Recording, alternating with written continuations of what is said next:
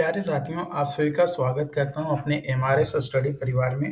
तो डियर यहाँ पे मैं आज बात करेंगे जो मेट्रो सिस्टम हम लोग पढ़ रहे थे, मेट्रो सिस्टम एंड इंजीनियरिंग। तो उसमें जो आपके semester exam point of view से है, ये आपका सेकेंड यूनिट है। और इसमें हम लोग बात करेंगे ट्रैफिक इंटीग्रेशन के बारे में। तो ट्रैफिक इंटीग्रेशन होता क्या है? तो ट्रैफिक इंटीग्रेशन जो होता है ये कोऑर्डिनेशंस होता है और कनेक्टिविटी होता है बिटवीन मेट्रो सिस्टम और अदर मोड ऑफ ट्रांसपोर्टेशन के बीच में, जैसे buses, train, bicycle, pedestrian pathway, ताकि हमें एक फैसिलिटी मिल सके, सीमलेस और इफ़िशिएंट मूवमेंट हो सके हमारा लोगों का विद इन सिटी और रीजन्स। मतलब जो भी सिटी में हमारा मेट्रो चलाया जा रहा है, उसमें बसेस, ट्रेन्स, बाईसाइकिल इन सभी से रिलेट करके आपका जो है फैसिलिटी प्रोवाइड किया जाए, ताकि हमारा ट्रैफिक जो है इंटीग्रेट हो सके, मतलब दोनों एक साथ एक दूसरे के साथ जुड़ सके। This integration aims to provide convenient and sustainable transportation options, reduce congestions, and enhance the overall transportation experience of commuters. जो भी कम्यूटर्स हैं, मतलब जो भी ट्रैवल करने वाले लोग हैं, जो अपने पर्सनल व्हीकल को यूज़ करते हैं, उन लोगों को मोटिवेट किया जाए और बेहतर ट्रांसपोर्टेशन फैसिलिटी दिया जाए, ताकि वे लोग मेट्रो का यूज़ करें इंस्टेड ऑफ पर्सनल जो व्हीकल्स यूज़ कर रहे हैं उसके जगह पे। Following approach to traffic integration करने का कई सारे तरीके हैं, जिसमें से कुछ तरीका हम यहाँ पे बात करेंगे या कुछ अप्रोचेस के बारे में बात करेंगे, जिसमें सबसे पहला अप्रोच है intermodal connectivity. Metro stations should be strategically located and designed to allow easy transfers between different mode of transportation. मतलब जो अलग अलग मोड ऑफ ट्रांसपोर्टेशन है, उन सभी को स्ट्रेटेजिकली लोकेट इस जगह पे मेट्रो स्टेशन को किया जाए, जहाँ पे सभी तरीके के जो ट्रांसपोर्टेशन के मोड हैं वो आपका मिल सके। जैसे अपना अगर बिहार में ही देखोगे, तो अभी बिहार में जो मेट्रो बन रही है वो रेलवे स्टेशन को कनेक्ट कर रही है। आगे भी फर्दर कोशिश किया जा रहा है कि एयरपोर्ट्स को भी कनेक्ट करे, है ना। फिर आपका बस स्टेशन को भी कनेक्ट कर रहा है, जो कि जो नया बस स्टैंड आपका बना है पटना में। तो दो को तो अभी कनेक्ट कर लिया, बस को और रेलवे स्टेशन को कनेक्ट कर लिया। एयरवे जो है अपना एयरपोर्ट है, उसको भी कनेक्टिविटी दिया जा रहा है, कोशिश की जा रही है। तो जो अलग अलग मोड ऑफ ट्रांसपोर्टेशन है सभी को कनेक्ट किया जाए, ताकि लोग आसानी से जहां भी उन्हें जाना है उसका वो जो मैसेज है या कह सकते हैं जो बेनिफिट्स है वो ले सके। This includes providing seamless connections to bus stop, train stations, or other transit system. Pedestrian walkway, bridges, and tunnels can be built to ensure a smooth transition between different transportation mode. ठीक है, अगला है आपका park to ride facility. Park to ride facility जो है parking area होता है, जहाँ पे लोकेट किया जाता है near metro stations, where commuters can park their cars और use metro system for the rest of journey.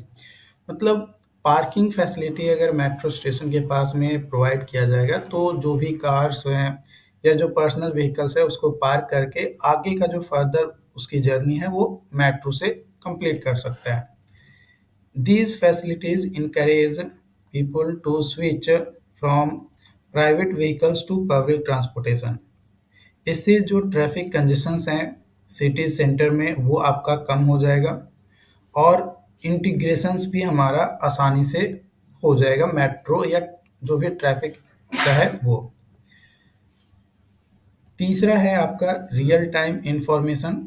जो मेट्रो सिस्टम है वो प्रोवाइड करता है एक रियल टाइम इंफॉर्मेशन, जो कि ट्रेन शेड्यूल, डिलेज और डिसरप्शंस थ्रू वेरियस चैनल्स के through, such as mobile apps, digital display और पब्लिक अनाउंसमेंट के साथ।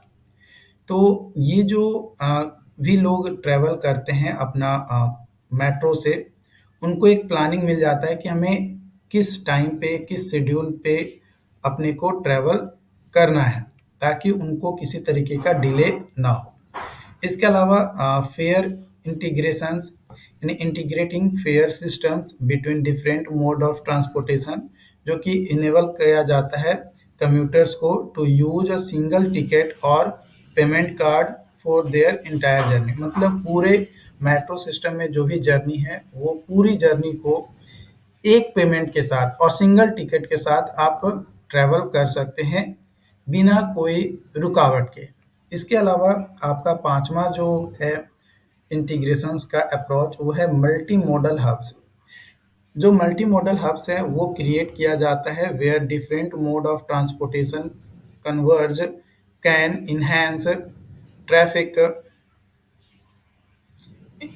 traffic integrations. These hubs can include metro stations, bus terminals, cycle parking, facilities for car sharing and carpooling services, ताकि अगर अच्छे से आपका well design hubs होंगे तो वहाँ पे जो लोगों का आना जाना होगा वो ज़्यादा होगा। उसके बाद है आपका last mile connectivity, addressing the last mile problem, जो कि एक सीमलेस ट्रैफिक इंटीग्रेशन है। ये इनेबल करता है providing convenient options for commuters to travel from the metro station to their final destination. मतलब जहाँ से उनको स्टार्ट करना है और जहाँ पे उनको खत्म करना है वहाँ तक। इससे जो फीडर्स बस सर्विसेज हैं उसके साथ इंटीग्रेशंस हो जाता है आपका मेट्रो सिस्टम का, मेट्रो सिस्टम का। सातवां है आपका डाटा शेयरिंग एंड कोऑर्डिनेशंस। कई बार जो आपका ट्रांसपोर्टेशन एजेंसीज होती हैं वो डाटा को शेयर करती है। इससे क्या होता है कि जो डिलेज होता है ना, डिले होता है आपका, वो कंट्रोल किया जाता है ताकि आगे वाला जो सर्विसेज हैं उस पे थोड़ा सा असर पड़ता है। जैसे रियल टाइम अपडेट अगर किसी को भी मिलेगा तो वो अगर पता रहेगा कि भाई हमें 10 बजे मेट्रो मिलेगा और हम 9:50 में पहुंच गए, तो आपको जो है 10 मिनट आपको वेट करने पड़ेंगे। तो ये शेड्यूल उनको पता होगा। ये कब पता चलेगा? जब ट्रैफिक इंटीग्रेशन जो इफेक्टिवली हो रहा है उसमें डाटा का शेयरिंग अगर होगा तभी वो चीज़ें पता चल पाएगा। तो this include sharing information on schedule, routes, real time updates to ensure smooth coordinations and connectivity between different mode of transportation. तो यहाँ अभी जो मैंने यहाँ पे बताया ये आपका एक छोटा सा पार्ट था ट्रैफिक इंटीग्रेशंस का। मतलब किस तरीके से आपका मेट्रो सिस्टम को अदर जो मोड ऑफ ट्रांसपोर्टेशन है उसके साथ इंटीग्रेट किया जाता है और पब्लिक को बेनिफिट प्रोवाइड किया जाता है। मतलब जो प्राइवेट अपना व्हीकल यूज कर रहे थे वो नहीं यूज करके पब्लिक ट्रांसपोर्टेशन, जो कि आपका या तो बसेज हो सकती है या फिर आपका ट्रेन्स हो सकता है या फिर आपका मेट्रो सिस्टम हो सकता है, जिससे वो ट्रैवल कर सकते हैं।